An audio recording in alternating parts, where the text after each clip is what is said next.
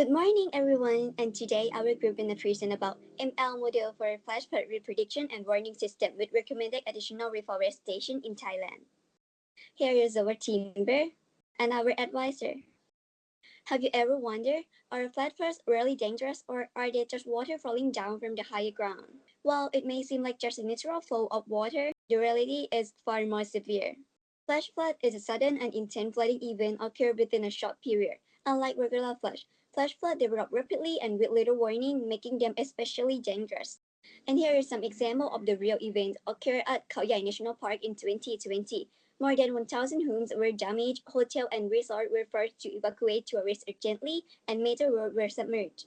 The forests play an important role in intercepting rainfall, enhancing soil infiltration, and mitigating smaller flood events. But now, the forest area is decreasing every year. So, our objective is to forecast possible flash flood routes, to identify high-risk community area prone to flooding, and lastly, to suggest additional reforestation region. This is our techniques and methodology. And this is our overview of our methodology.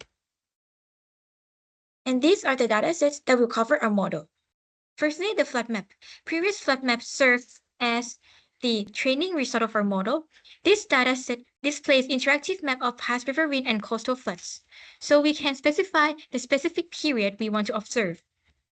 Next is the elevation map. Elevation and slope control the natural flow of water by influencing its direction and speed.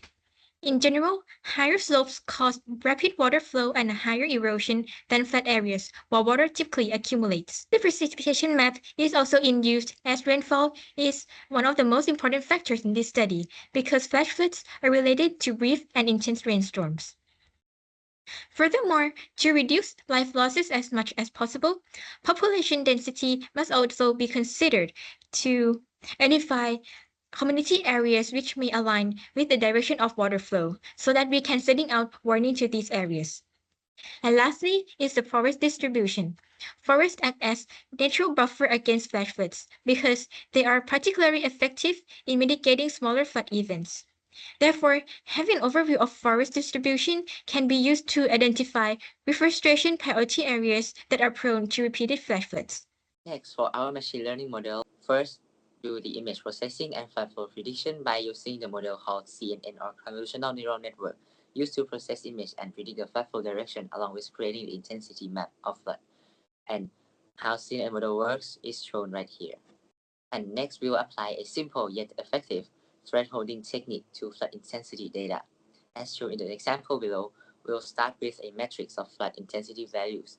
By setting a threshold at 0.5, we'll classify any value above that as high-risk areas, turning it into 1 while the rest becomes 0. This will convert a complex intensity data into clear binary map that highlights risky zones.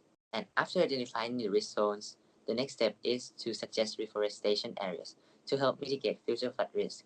For this, we use reinforcement learning, a type of machine learning where an agent learns to make decisions through trial and error in an environment. Our model considers several factors like forest density, flood intensity, and risk level. The agent interacts with the environment, takes action, and receives reward based on how effective those actions are. And over time, the agent learns to suggest the most effective area for reforestation. And lastly, for the model calibration, in case the model predicted that flash flood will occur in a place, we'll have to go check past records of flash flood in that area. And if the place was damaged by flash flood before, the model is projected to be correct. If the place was never damaged by flash floods, but has the potential to get damaged, the model is likely projected to be correct also. But if the place was never damaged by flash floods and does not have the potential to get damaged, the model would project it to be incorrect and we have to train the model again. So, how can this model contribute to the society and the environment? Firstly, it improves early warning capabilities by sending out warning to policymakers, local authorities, and directly to citizens via SMS. It also provides advanced identification for high-risk zones. This allows for strategic allocation of emergency resources.